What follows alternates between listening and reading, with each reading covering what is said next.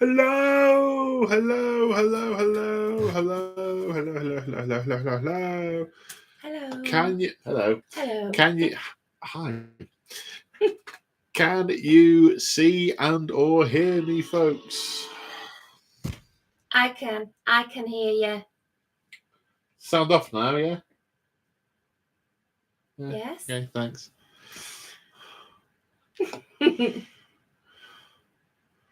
I know you can hear. You're the only one who said you can hear me. I can hear you. Yes, you don't count. Why? You're in the room. Rude. Yes. Don't start. Ah. Don't start with me. Sore throat tonight. Don't start.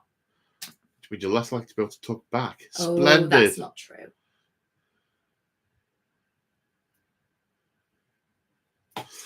Okay, so Oh, Alan! Hello. His name's the Claw. People Hello, don't know. the Claw. Hello, People the Claw. don't know his name's Alan. Hi, the Claw. Well, stop saying it then. You started it.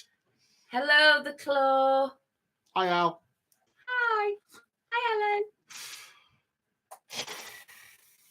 Alan. So, 1 minute 16 and nothing has been said. Hi, folks. I hope you've all had good weeks and such. Usual format. I will ramble about what I've done over the last week and a bit, hobby-wise. Yep. I'll be doing that. Then I will ramble about the subject matter, which earlier today I asked members of the community to put things into Discord that they might want to see me ramble about, because I didn't have a particular ramble topic for tonight, so I crowdsourced multiple topics, which I'm going to ramble on. Some of the topics might provoke quite a disgorge of ramblage, or they might just be, nah. Quick answers. Surfing? Is that like crowd surfing, really? Very. Just remember where you jump. Very dissimilar. It's not possible for me to crowd surf anywhere other than at a bodybuilding conference. I think everyone else would snap under the weight, but I can crowd source and not flatten people. Oh, well, it's always a plus. Yes. We like the followers. Always a plus. So, and then then it's a bit of Q&A from the stream. So my partner in crime, Crimson, is taking valiant notes of questions and things that come up, and we will come to those. I'm actually just doing my shopping list at this moment in time. I'm kidding. You can't get the staff. Joking, you can't get the staff. Kevin! She's not joking. She's got Morris's open on her laptop. No, I haven't. Kevin. Hi, Kevin. Oh, love him. So, then that. So, this last week, what's gone on? So, let's get the really exciting bit out of the way first. My shower, still not done. Let it go. Still. Well, I'm not letting the payment go until they fixed it. Was supposed to come today, didn't come.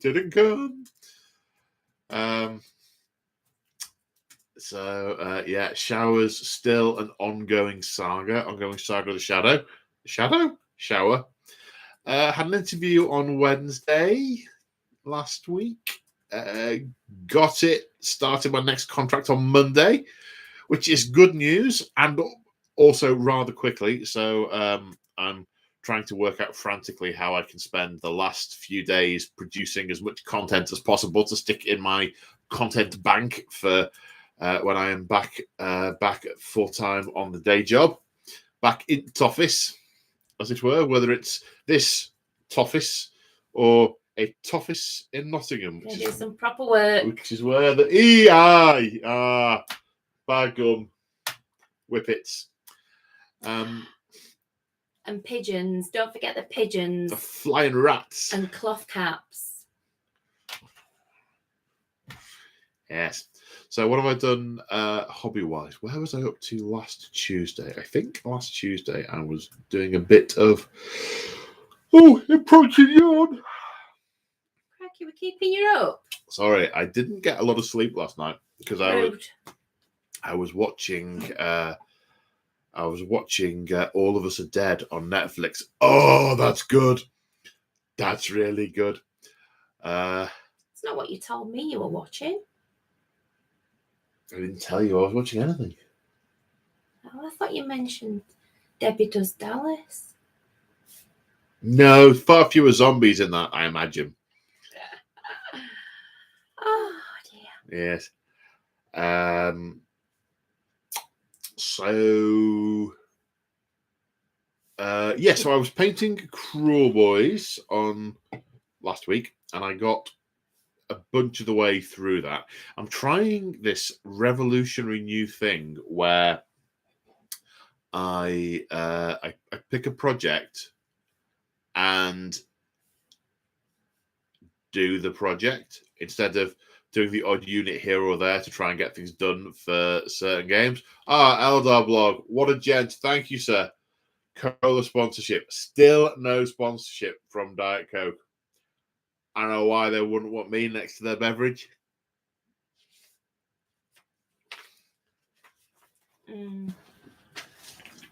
Moog, are you better? So, was painting Cruel Boys and what did I get done? I got 2 units of Gut Rippers, a Breaker Boss on Maya Brute Trogoth, and a a Kill Boss on Great Nashtooth, which I was very pleased with. I have since started painting some Hobgrots. I say some Hobgrots. I've got a batch of 30 on the go. I'm watching that. I'm painting those whilst I've been watching the Winter Olympics, which is what I was doing last week as well. I had my tablet in front of me, and I'm just going, oh yeah, Alpine downhill. Watch that. Something I don't like, not watch that. I won't say what it is because I'll offend someone on the call. And watch way through. No.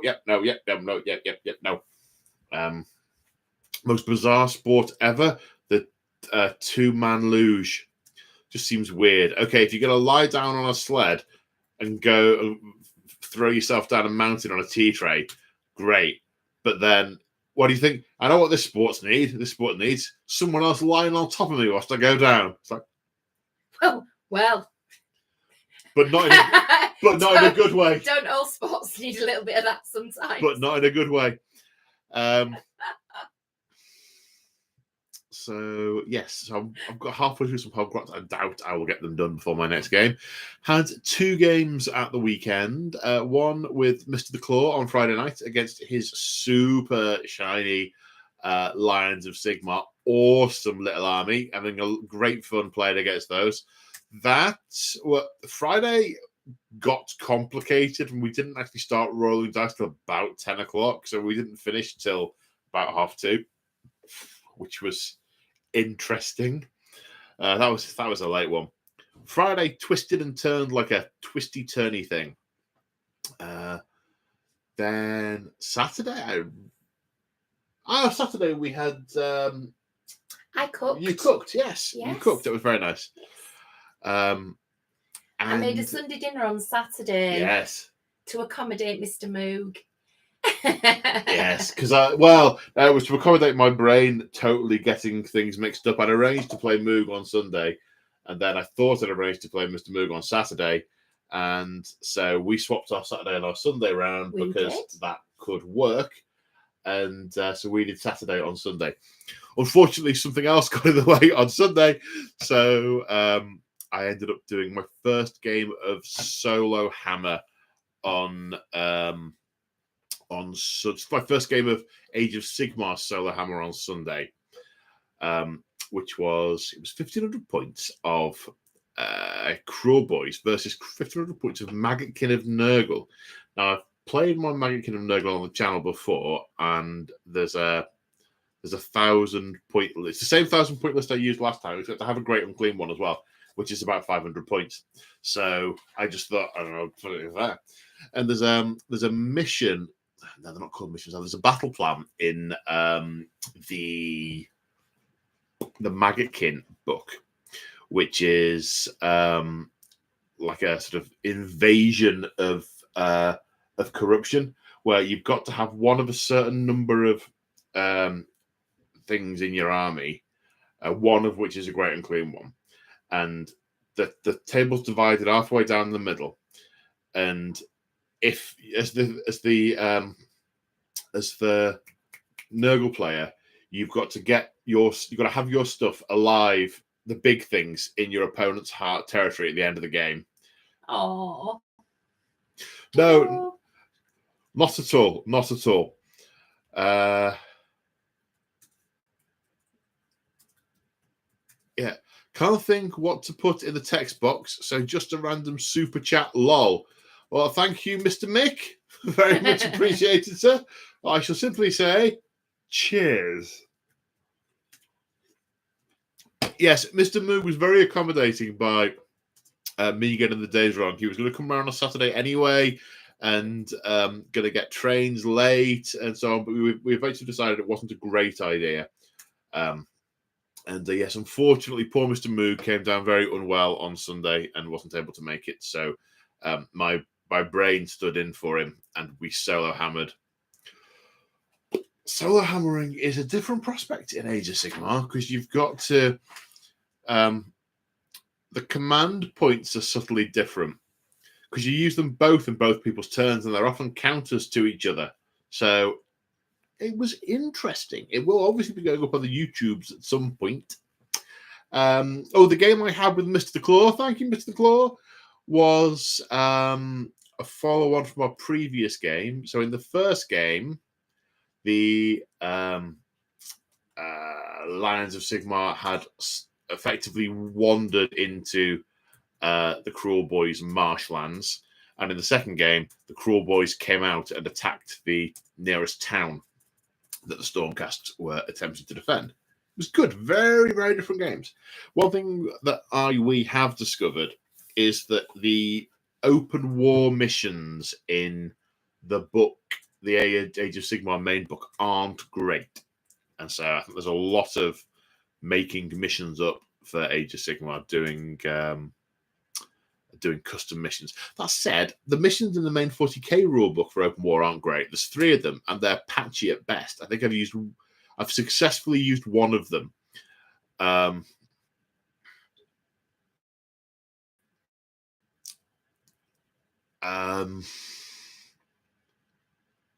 successfully used one of them. So the fact that the other ones in that book, in the core book, not been great, not a big surprise. I guess it'd be nice if there were some cards similar to the 40k open war cards, but yeah. So good games. So I actually think going to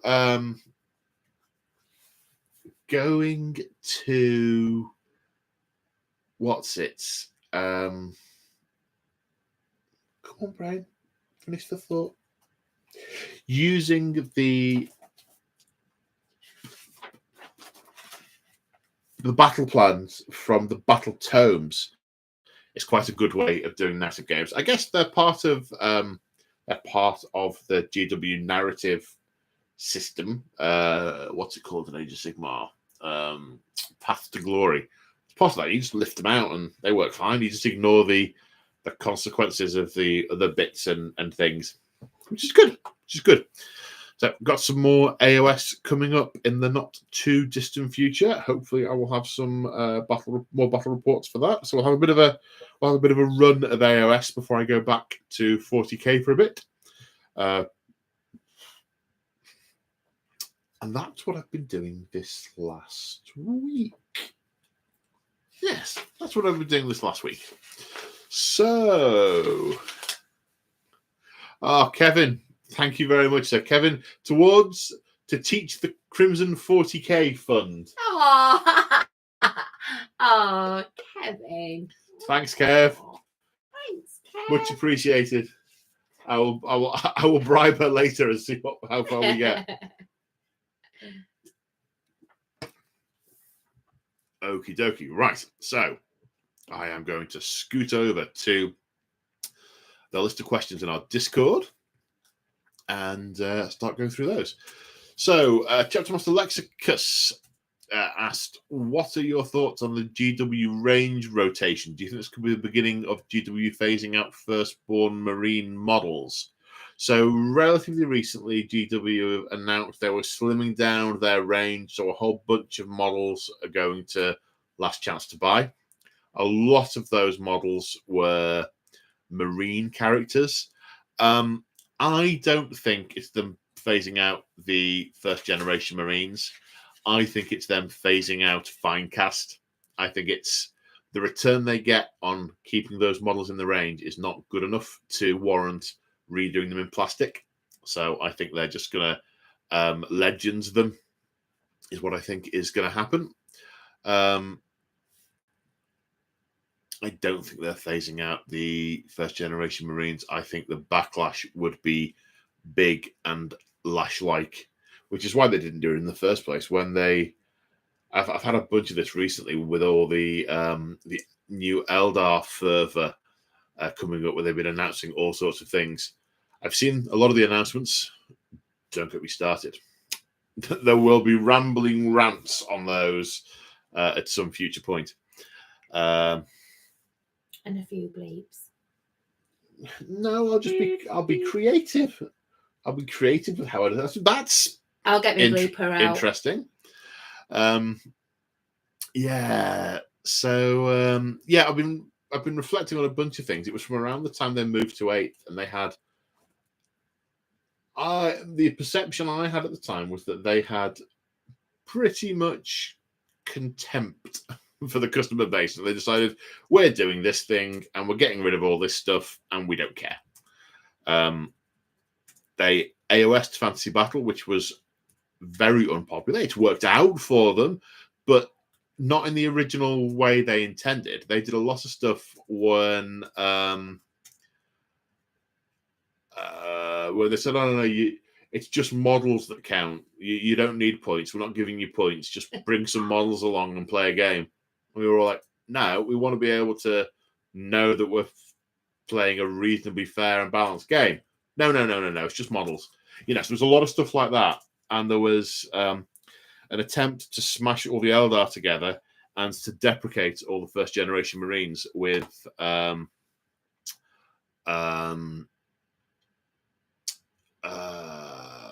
by phasing them out of the narrative, with the new replacements being the Primaris Marines.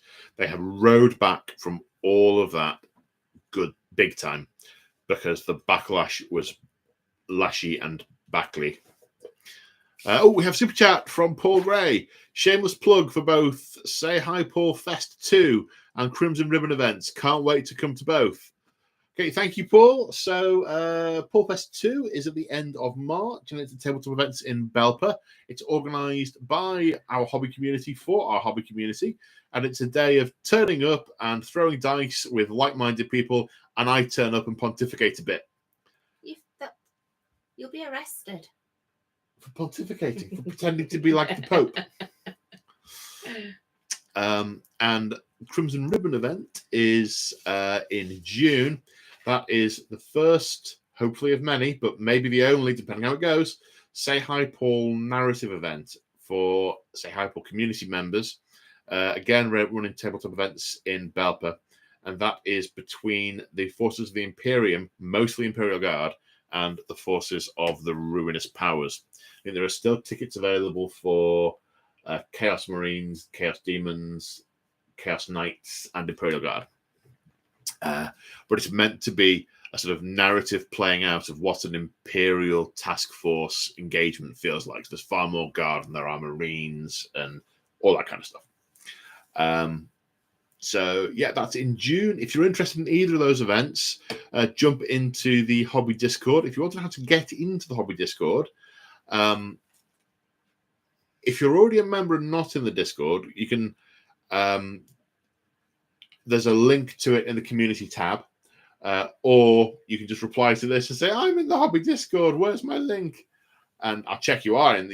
I'm a channel member. I'll check you are, and then I go, here's the link. Otherwise, if you're not a channel member already, all you need to do is become a channel member and follow the link in the thingy tab. Because it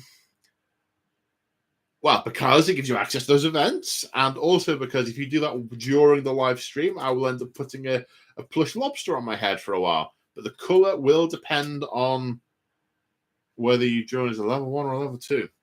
As yet, there is no level 3 because we have no gargantuan green plush lobster. Yet. The lobster cult is growing. I saw at least one person was given a lobster by his other half Valentine's Day on Monday. The lobster cult. You saw it here first. You saw it start. We have a membership massage from Clash the Dice. How are you getting on with digesting the AOS lore and background and stuff? Okay. I'm focusing on the realms that are relevant to the bits that I'm needing to do. The Stormcast are the hardest because the lore change and the background changes in each edition. They advance it in every edition. So I've had to sort of work out the Chaos Wars, then the Soul Wars, then the other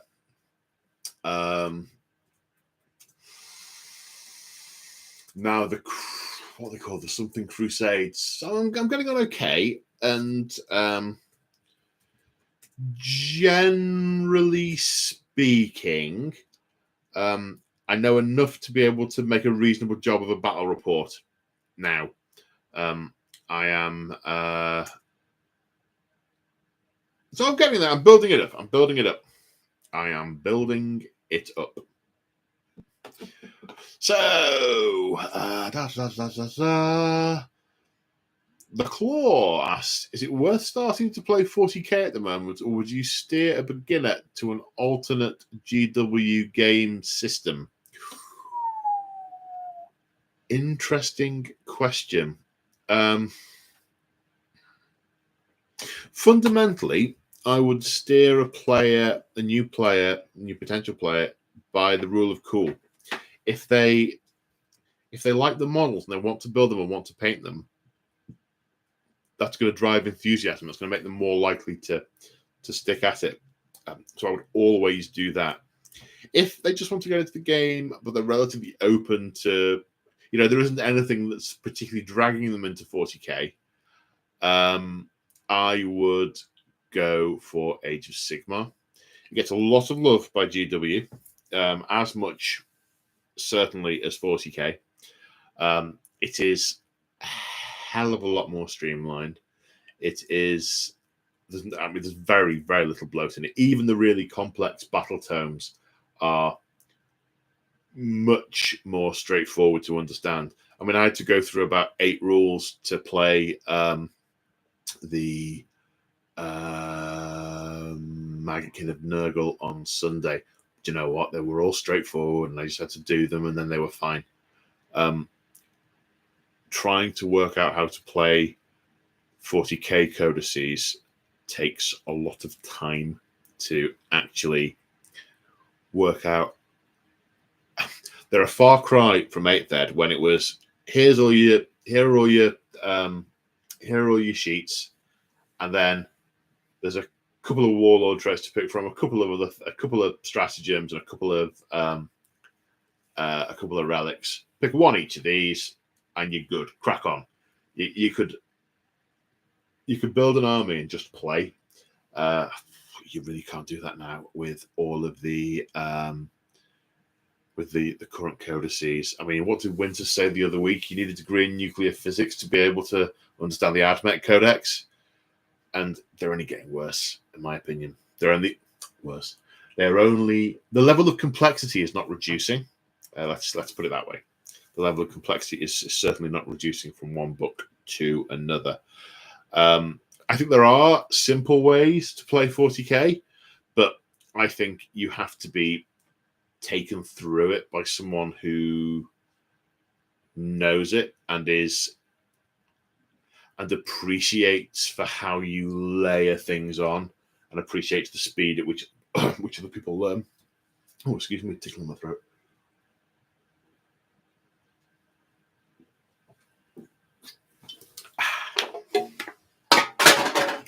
Next. So I think new players can play 40k, but it's certainly not easily accessible. You've really got to be. You cannot pick it up and play it. The way everything is written is just so legalese. It's really difficult to get into. I would, unless they were really hooked on some specific models, I would steer a new player to an alternate GW game system, and that would be almost any of their others. It's only really 40k that's suffering from this. I probably wouldn't steer them to Blood Bowl because I find that relatively complicated and it's not my game, but that's just because it's not my game. We have another membership. We have a 9-monther from EJ Glencross. With the refreshed Eldar kits coming out, are you going to start a new Eldar army, or are they for your existing ones? I'm sure that's in here somewhere.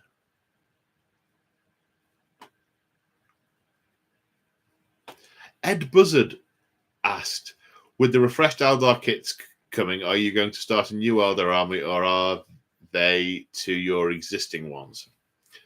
I have a lot of Eldar models. I have 4 Eldar armies on the shelf, most of which is shrink wrapped. I thought it might be the same person, EJ.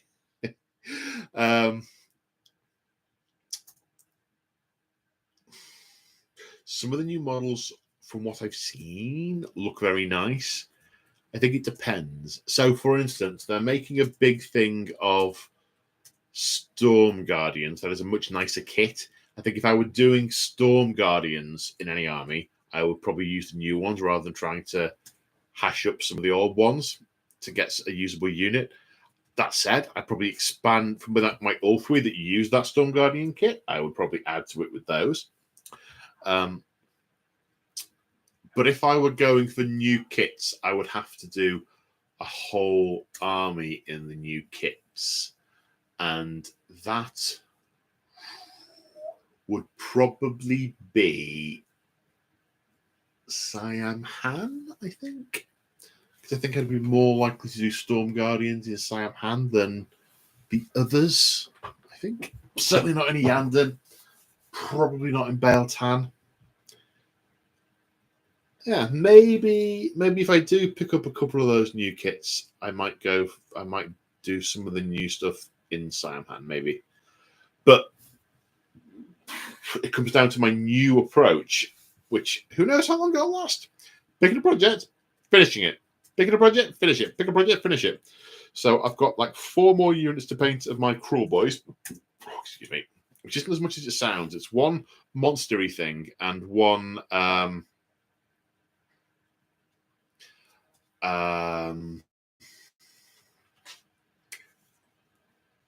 one monstery thing, one medium-sized unit. Then I have 6 models, or medium-sized creature. Oh, Niall Walsh. Considering at a future point 1,000 suns, outside of the psychic phase, would you build for melee or shooting?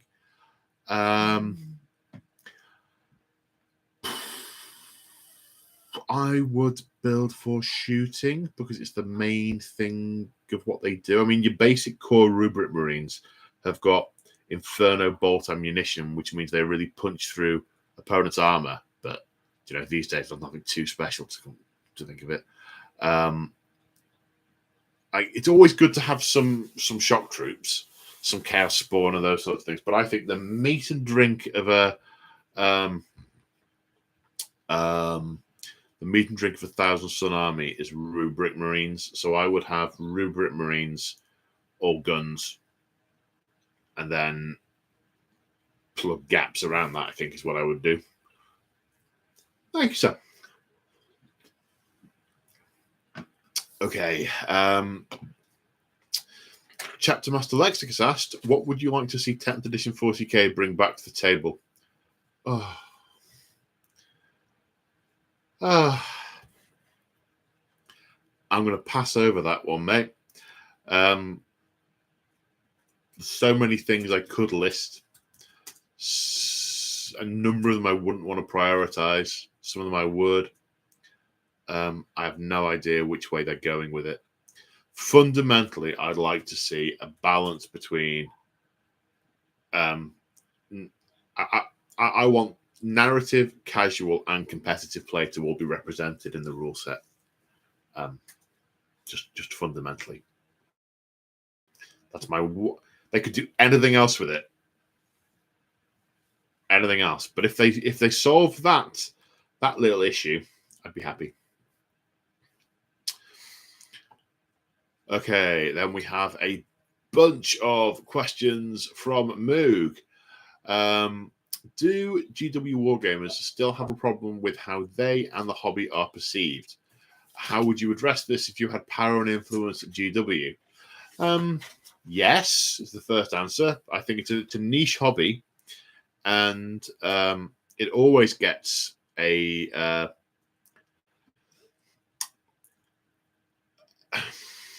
negative response. People giggle. They don't take it seriously. They think it's childish. I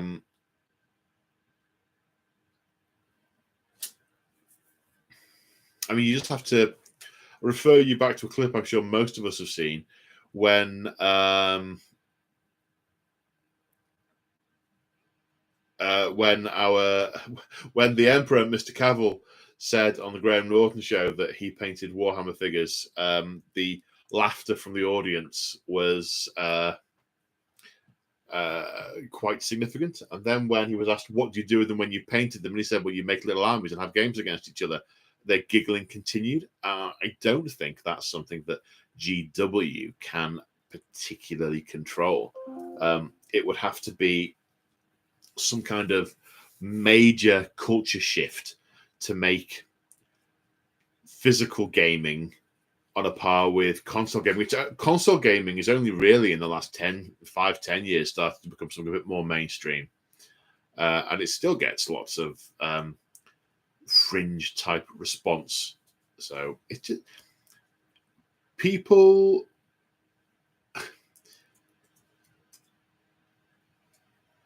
It's the unfamiliar and the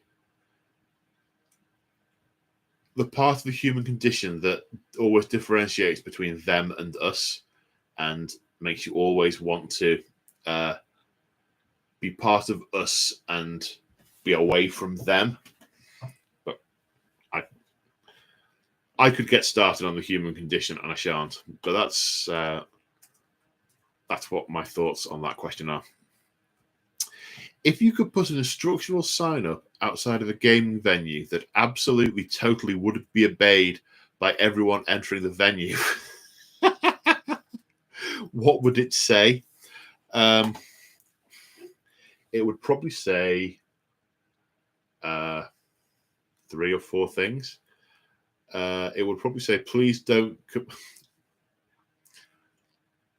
How can I phrase this? There would be something about taking care of your personal hygiene, because we all know there's a significant minority of gamers who don't stay particularly fresh. It would say that. That's there one. Are people who don't game that don't stay particularly fresh.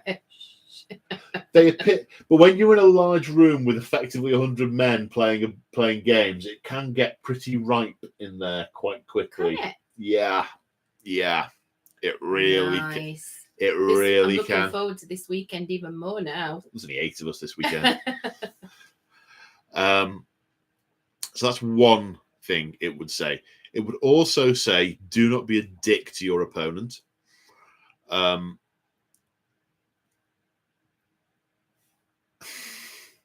And it would say, don't treat women in here like they're some kind of rare endangered species to be captured and hauled off. And don't talk down to them, for F's sake.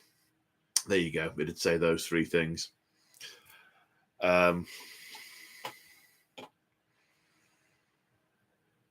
What's the biggest obstacle to new players entering the hobby, assuming money is no object? Image, I would say. See previous answers.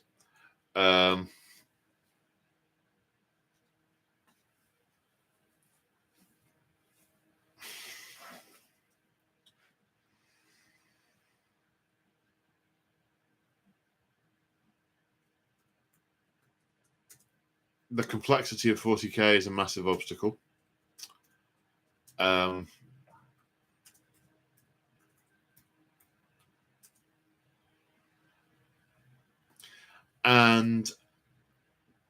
people's trepidation. I bet there are an awful lot of people out there who look at it and think, "Oh, I wonder what that is," or "That could be quite interesting," but are afraid of ridicule, are afraid of groups of people they don't understand, or people who don't wash, or all these things. People's trepidation, I think, is another thing. I think one of the things is they just don't understand it, and they don't understand why it can grasp someone's interest like it does and be so mega. I think if people look into it and they look on the internet, they realise that it's not a joke, and there are a lot of people doing it, and a lot of people making a lot of money, and a lot of people enjoying it. But I think it's because they just don't know and they've not heard about it. Like most people, most things people mock are because they don't know anything about it. So once they find out about it. Thank you very much for that. I should have come straight to you to ask. It's all right. that question. That's just my two pennies. You are dead right. But I read something a little while ago. I don't know how true it is. I didn't verify it independently, so this isn't gospel truth. But I read somewhere that the size of GW is larger than the size of the UK fishing industry. Yeah. To give you an idea of how big business it is, but it's still a fringe activity. I used to role play a lot, and I used to live role play a lot,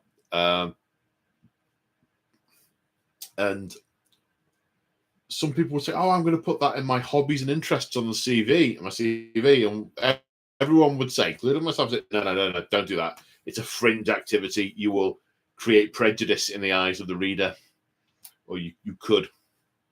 Fringe activity. I was asking a few weeks ago, should I put gaming down on my CV? And I said, nah, mate, keep it. Put down your archery, put down, what was the thing, hill walking, and leave it at that. They'll look at that and go, oh, yeah, normal. Oh, that's interesting.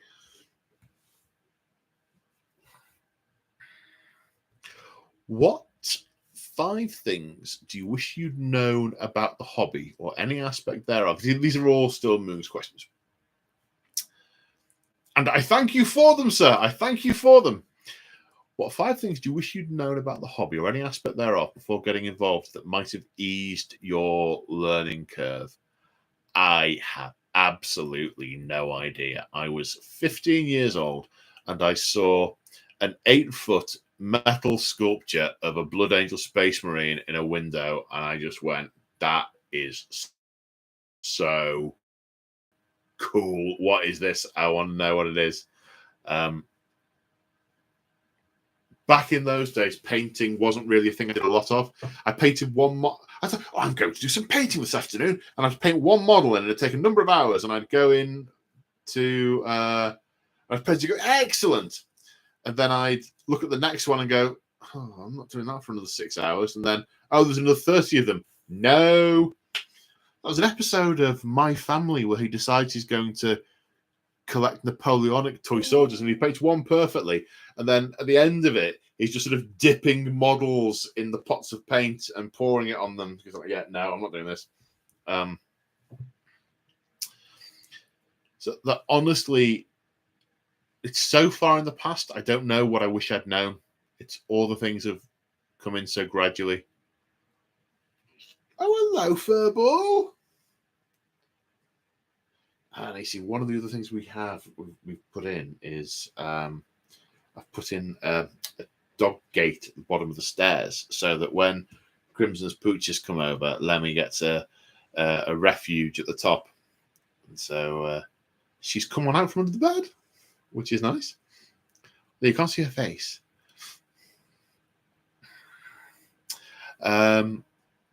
Okay, Dark Hiver asked, what 40k edition do you think would be better for your narrative makes sense approach to the game? Hello,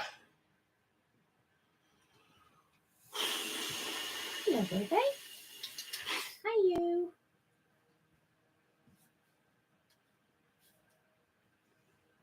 Oh, are you purring? Oh, she's sitting on the keyboard. I better move that. Hello, you.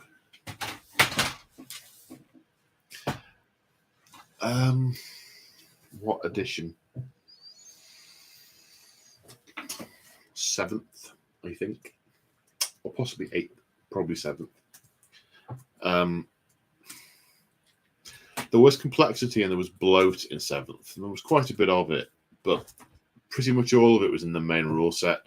So you had one set of moderately complicated rules to learn once, and once you'd done that, you could just play and play and play and play and play. With other editions, it feels like you've got a simple set of rules to learn, and then anything else you want to learn, you've got multiple complicated rule sets to learn to layer on top of them.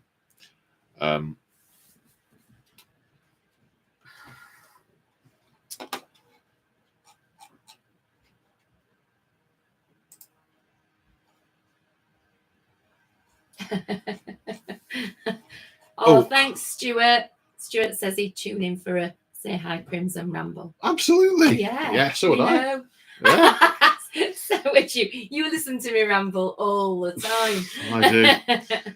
Oh, I listen. Sorry, I missed an Eldar blog super chat. My boss once saw me on the phone with 40k, on my phone with 40k, and asked a few questions and instantly said, for God's sake, you're a grown man playing with toys. That is 40k USA. Yeah. That really, really sucks. People don't like change. They don't want to learn about anything else. And when they do, they're hooked.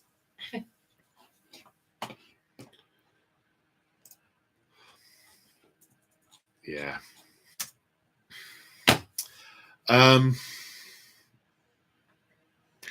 Seventh, anything 3rd through 7th as a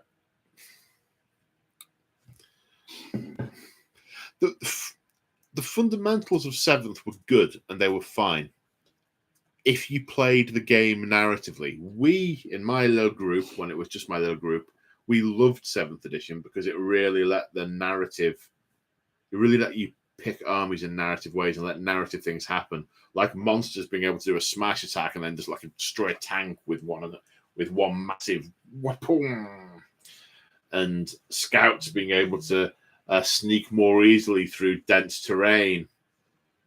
Those rules. Yeah, 7th, I'd say, makes most sense for my narrative approach, I should say.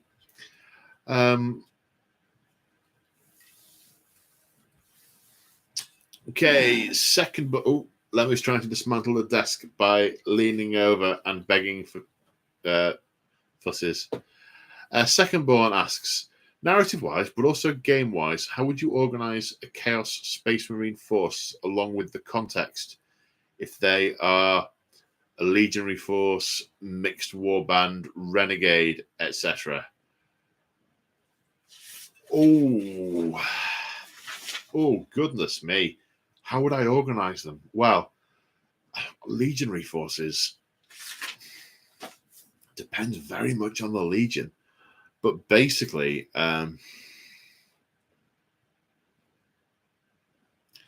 most of the legions were Astartes heavy with a few ancillary bits and bobs. Some were close quarters equipped, some were more ranged, some were stealthy, but they were very heavy on the legions, on the legionaries.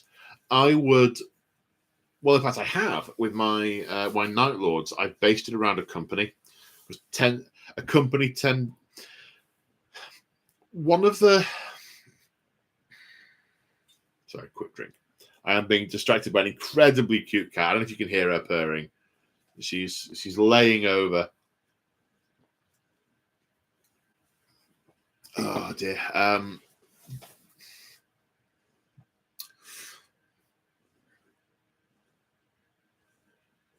From a narrative perspective, the majority of splintering of forces that happened in the Eye of Terror is based on who's on what ship. Because companies of legions tend to be on their own ship, or several companies on one large battle barge, or what are they called? Capital ships. I think like the Phalanx could have thousands of legionaries on it, I think. But then again, that was a slightly different thing because it was more of a fortress.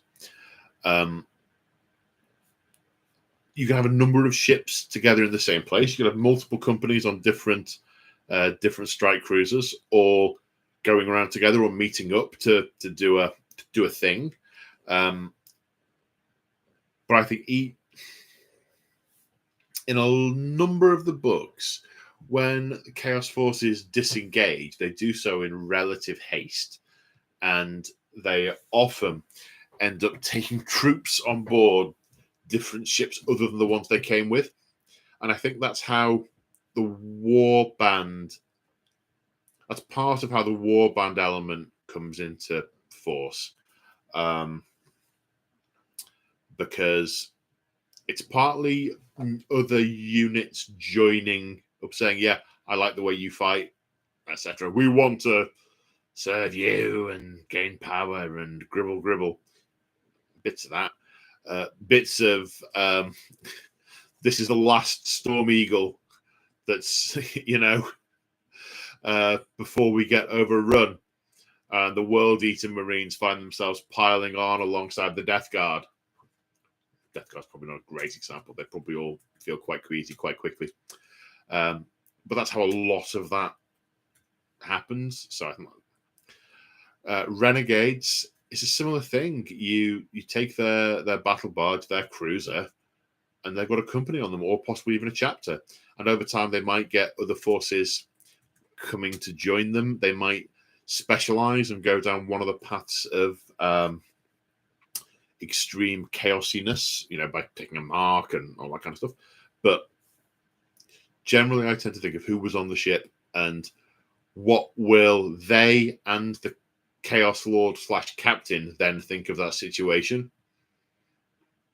You could see a scenario where Rubric Marines and Plague Marines have ended up on the same vessel, and it's through the charisma of the Chaos Lord that they haven't brutally murdered each other. Same with Black Legion and Emperor's Children. You can also see scenarios where they end up on the same ship and one brutally murders the other. Yeah.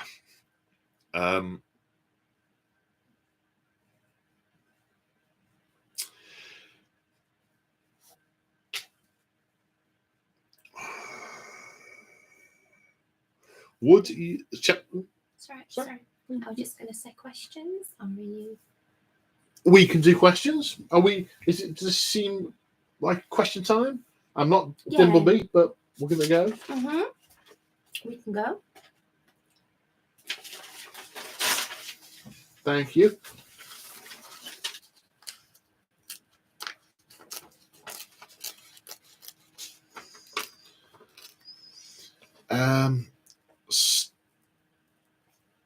Stony Scries?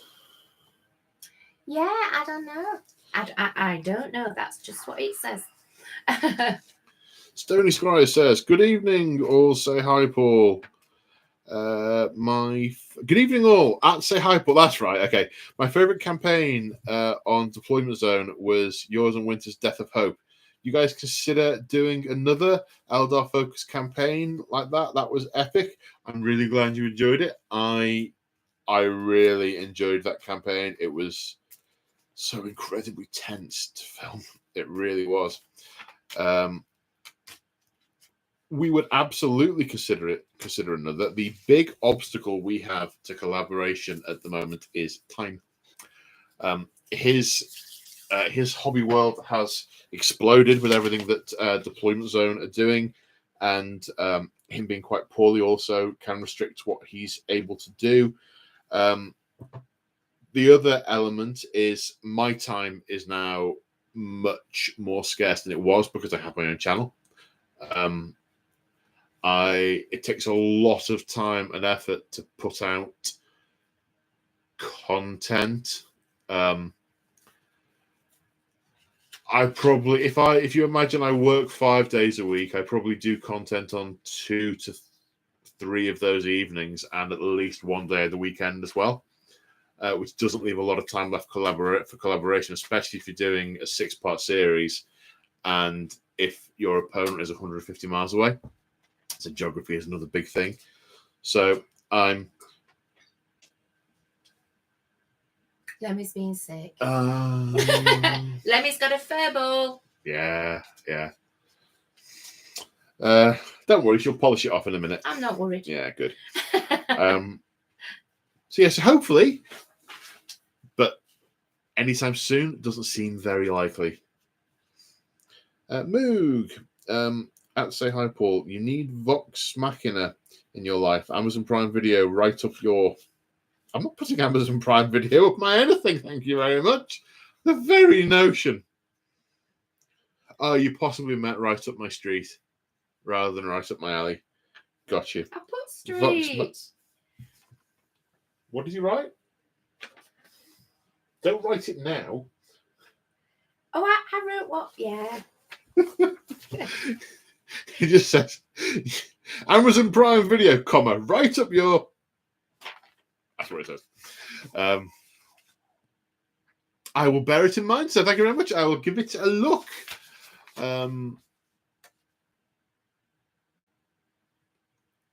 Alan, I'm painting up the dragon donkeys for the next game. Stop calling them dragon donkeys.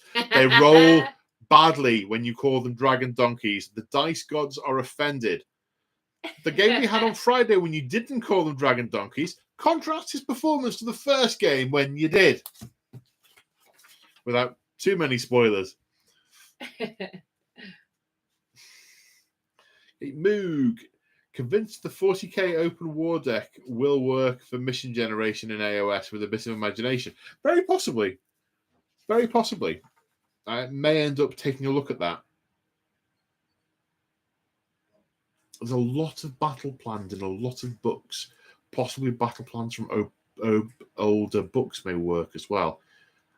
I don't know. Something about trying to make something else fit something else doesn't quite go meh in my brain right. But randomly making stuff up does for some reason. I don't know why that is. What are your thoughts on the rumor of a Space Marine 2.0 and the impact on the game? You say Space Marine 2.0. Do you mean Codex? An updated Codex? They always, in my experience, do 2 updates to the Space Marine Codex in a given edition. So that wouldn't surprise me at all. If they did, I know I strongly believe there it would increase the power bloat. We are definitely, as a system, power bloating at the moment. It's starting to run out of control. And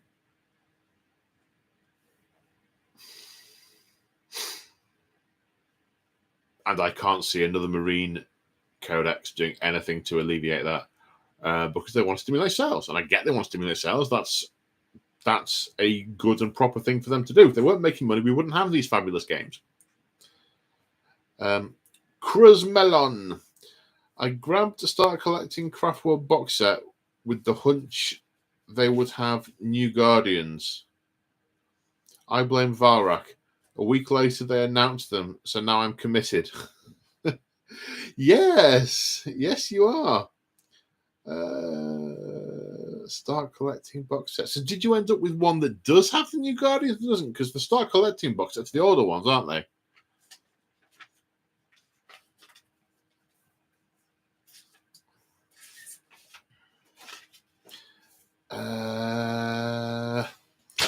Oh, we have a membership chat from Adrian Smart.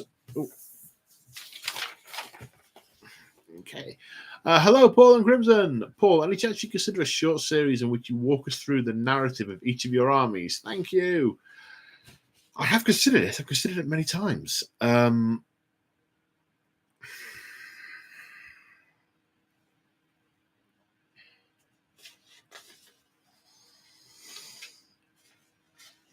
And previously, I was not doing it because of time, but I've just had a significant chunk of time off work. I still haven't done it. I think that's possibly because the end of this period of time off work has kind of snuck up on me. December went very weird. Yeah,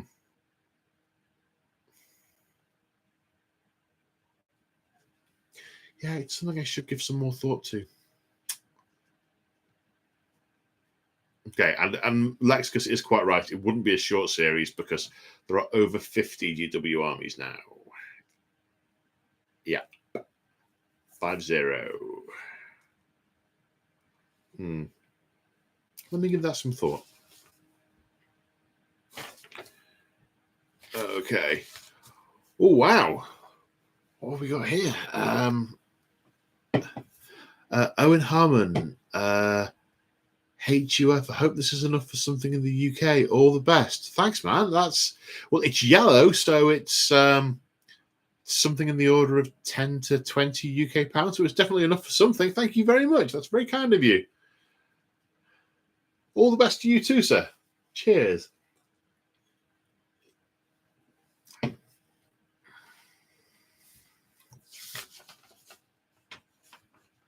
Hungarian forints. Oh, you learn something every day.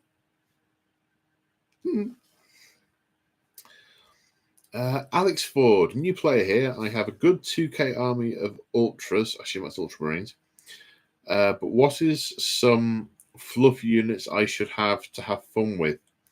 I have some tactical and a venerable dread, looking at a land raider and a flyer.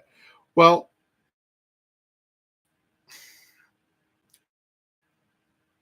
ultramarines are the we can do anything chapter, so pretty much anything is potentially narrative to take. There's nothing you could take that will be unnarrative. Individually, it's the combination of things that make the narrative for me. And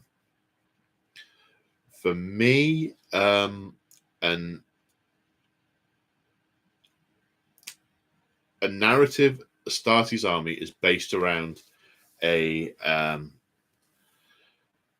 demi company. So in old money, that's 3 tactical squads, an assault squad, and a devastator squad, led by a captain or a chaplain with a command squad.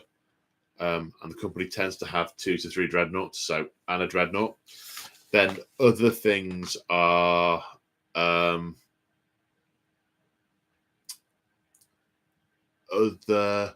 things are then sort of bolted on as part of the force. That's what I would do if it were me.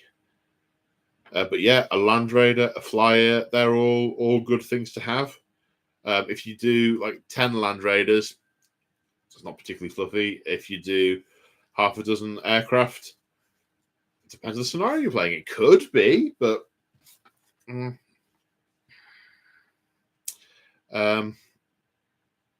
Clash of the Dice. Corporal Nobby Knobs of the Watch. I don't know why people keep buying me soap and bath salts for Hogsworth. I never have a bath. Well, Corporal Nobby Knobs, maybe that's a subtle clue. So funny.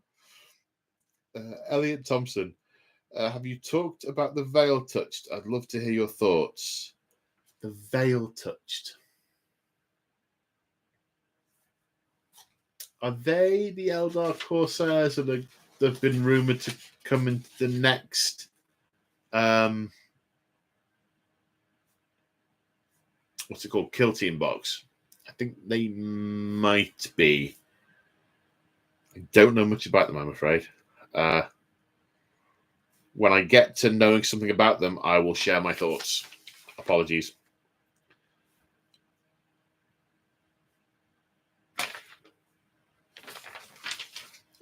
Mega 9. I love the 7th edition of Psychic Disciplines. Yes, I want to temporarily turn my Grey Knight brother captain into an armored entity of fire. Yeah, who wouldn't? I like those as well. They were open to min-maxing. They were open to a lot of min-maxing. But if you didn't min-max, 7th edition was great. It really was. If you weren't a min-max player, if you were a, I'm sticking to the narrative and I want to play narrative, yeah. Oh, Chris Griggs, thank you, man. More for the earlier mentioned Crimson Learns 40k. It's turning into, and that's dollars. I don't know which dollars, but I think is that US dollars, possibly Canadian dollars. It's turning into a global conspiracy. Thank you, Chris. You've got to come round and learn how to play 40k. You come round at the weekend and try and learn how to play AOS. Everyone else is doing it. There's about 3 people who are coming who've never played before. Oh well, you see. I've replied to Kev earlier anyway and said I think we should do it. Yeah, I think we should. Well, name the time. Name the time, name the place. The place is probably here. Name the time. In the garage. Okay, we shall do it in the garage rather than in that place, which is where the other table is, or in the kitchen, which is where the other table We're is. all talking about learning 40k, aren't we? Yeah.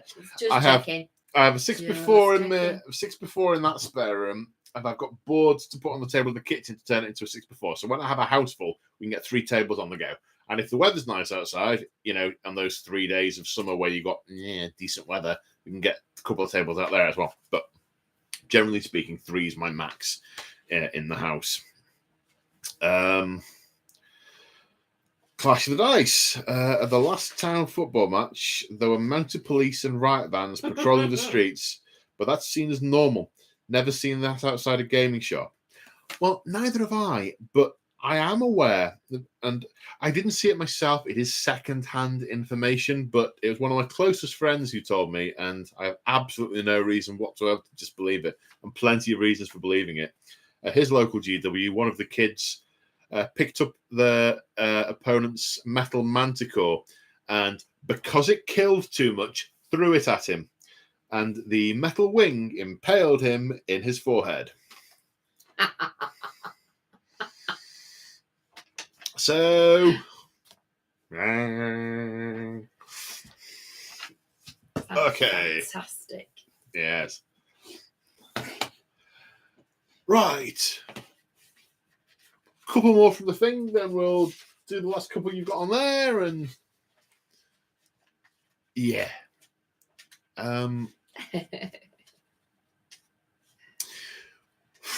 Question from Chapter Master Lexicus. Would you like to see the Chaos God Malice represented more within the 40k lore? No. What I think I would like to see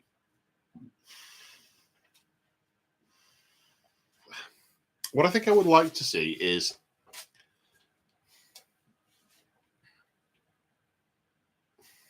in a lot of the books, in a lot of the narrative, in a lot of the stories, the demonic entities that get used tend to seem to be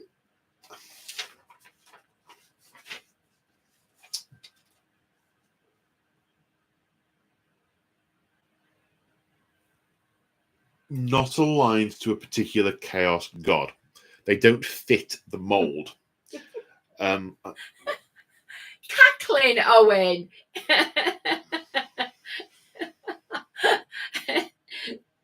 Oh no! Ixnay on the Ackling K. You do know I can throw you around, don't you? She wouldn't. I wouldn't. Well, I wouldn't.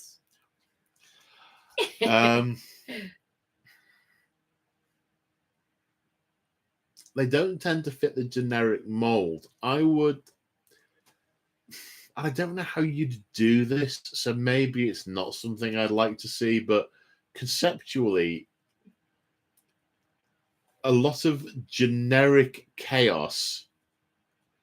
We're not throwing anyone out, Moog. Moog, cool your jets, Moog.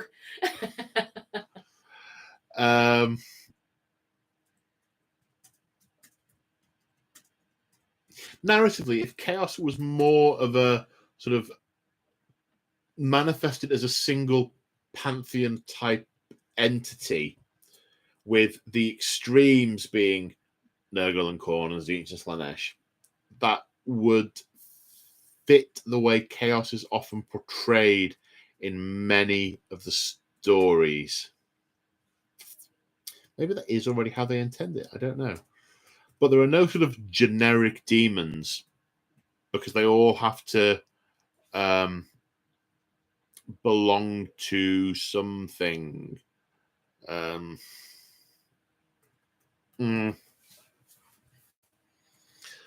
No, I think adding more would just break my brain. Okay, so last one from the Discord, from Hill42. Who is the best commissar in 40k? Gaunt, Kane, Yarrick, or AN other? Ooh. Depends what you mean by best commissar. Depends how you qualify that. The one who acts most like a commissar is meant to act, with instilling discipline by summary executions.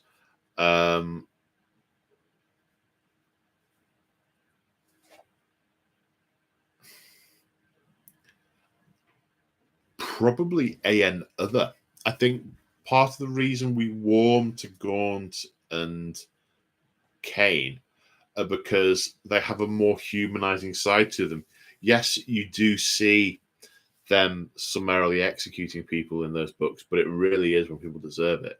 And they cut their soldiers a lot of slack and they care about them. And Kane says he doesn't, but he kind of does. Even if his motives are self-preservation, they manifest through caring. That said, if the goal of a commissar, if the thing that typifies a commissar is the ability to instill morale in their regiments and keep them an effective fighting force for the God Emperor, then you could say Gaunt and Kane are right up there, because even though they don't do a lot of what a commissar is meant to do, their methods achieve the end. So it all depends on how you qualify best commissar. And Yarrick, similarly, he's a very inspiring figure, but he also, because they probably hadn't written it in the lore properly yet, he ripped the war boss's claw off and wanders around with this Xeno claw, which is really, really not cricket.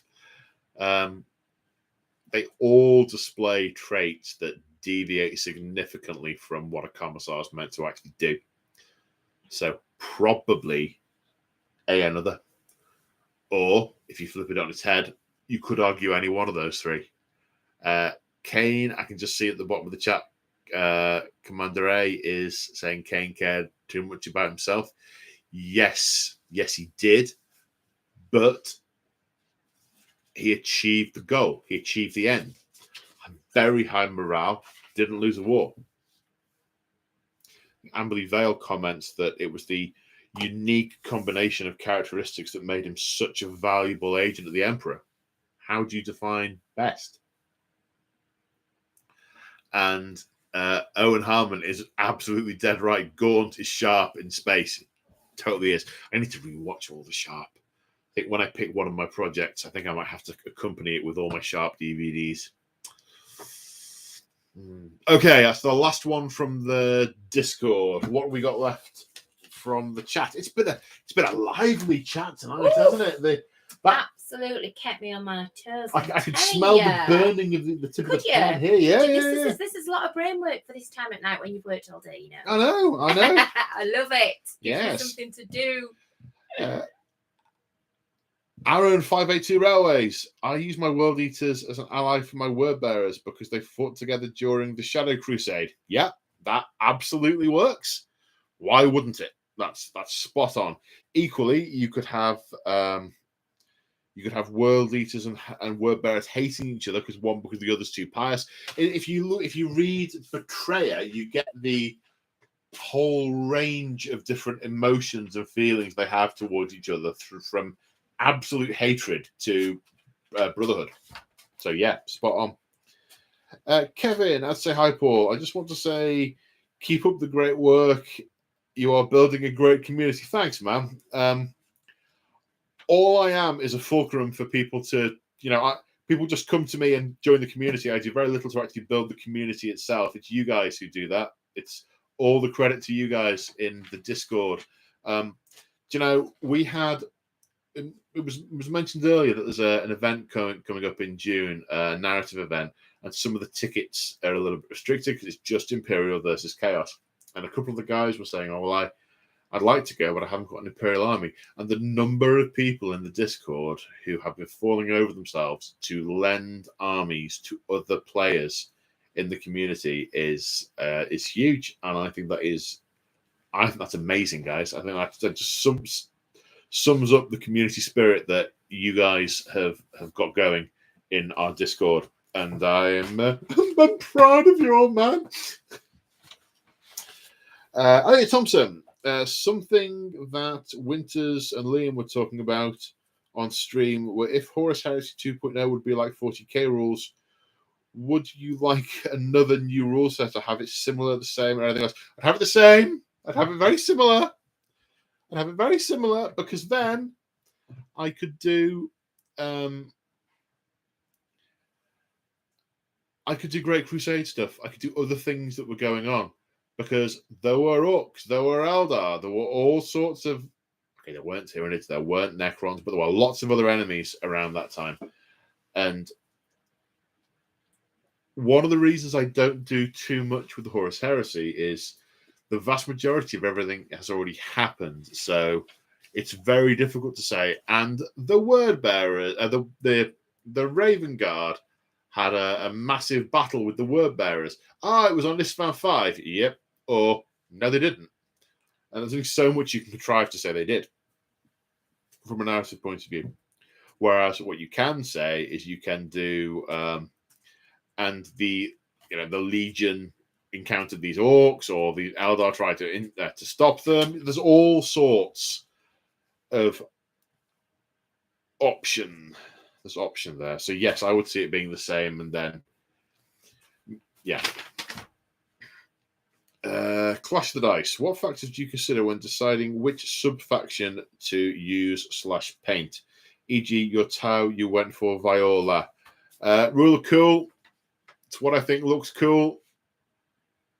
Paint scheme's got to look cool. It's got to grab me. It's got to engage me. And then I'll look at it and go and read the lore, and then that'll tell me how to play the army. Occasionally, I'll see a scheme that I think looks cool, and then I won't be that fussed on the nature of the army. But generally speaking, it's paint scheme first, then I build to the narrative that is expanded on for that scheme.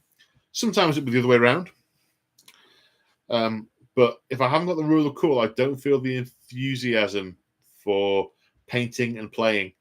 I have some armies downstairs that I just did because they were relatively easy, or because I thought momentarily it would be cool. But actually, when I look at them, I don't feel rule of cool about the army itself. I play them very little. Elliot Thompson. Vale touched our mini Wargaming Dave's proxy models. They look amazing. I knew I recognised them name from somewhere. Then? No, that'll be later. I ate a lot of pizza. The Vale touched our mini Wargaming Dave's proxy models. The models are absolutely gorgeous. They are beautiful, beautiful models. Could you use them as proxy models? You absolutely could. Lots of companies make proxy models that you could use, or elements models. Torsos, legs. I think it's Cromlech and Spellbound.